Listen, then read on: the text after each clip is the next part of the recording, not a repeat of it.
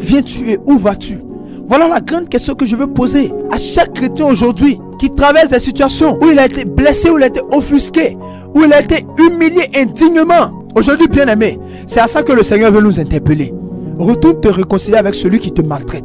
Alors, chers frères et sœurs, je vous salue encore dans le très précieux nom de notre Seigneur Jésus-Christ. Aujourd'hui, nous entendons les chrétiens dire « Non, j'ai pardonné, mais je ne veux plus avoir affaire à lui. » Le Seigneur dit justement ça, ce n'est pas de la réconciliation. Le Seigneur énonce un principe, c'est de ne jamais se quitter sur la base de la colère. C'est de ne jamais se quitter sur la base de la frustration. Mais si tu quittes une situation sociale à laquelle tu appartiens sur la base de la frustration, sur la base de la colère, dans un esprit de colère, tu attires sur toi l'opposition là où tu iras. Le Seigneur nous interpelle à un grand mystère qui est le mystère du pardon.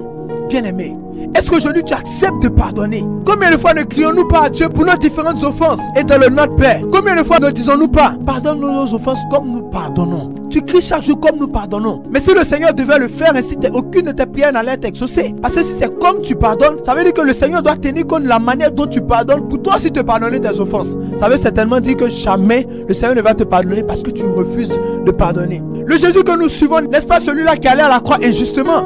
Bien-aimé, tu refuses aujourd'hui qu'on t'accuse inutilement et tu es dans une position où tu veux la justice. Je vais t'annoncer une chose. L'évangile aujourd'hui ne s'adresse pas à ceux qui veulent en leur faveur la justice. Mais l'évangile aujourd'hui, c'est d'accepter l'injustice avec notre état de juste.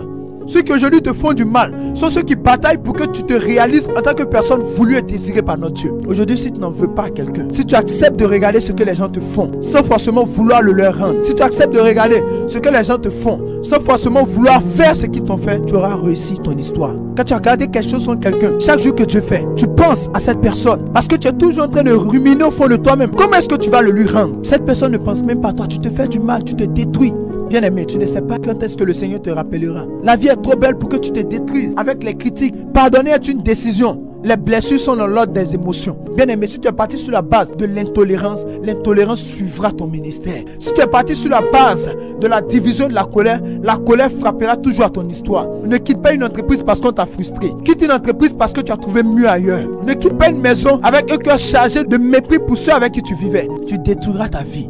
Tu détruiras ton histoire. Lorsque tu rencontreras ton Jacob, accours vers lui comme Ésaü l'a fait, avec de l'amour, avec un cri de joie, avec un cri d'allégresse.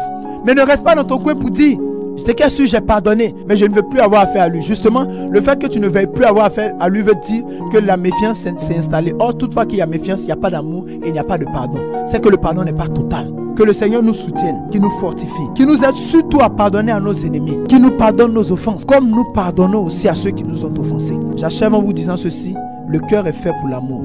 Et lorsqu'il y a autre chose que l'amour dans le cœur rend l'homme malade. Que Dieu vous bénisse et que le Seigneur nous garde. Au nom du Père, du Fils et du Saint-Esprit. Amen.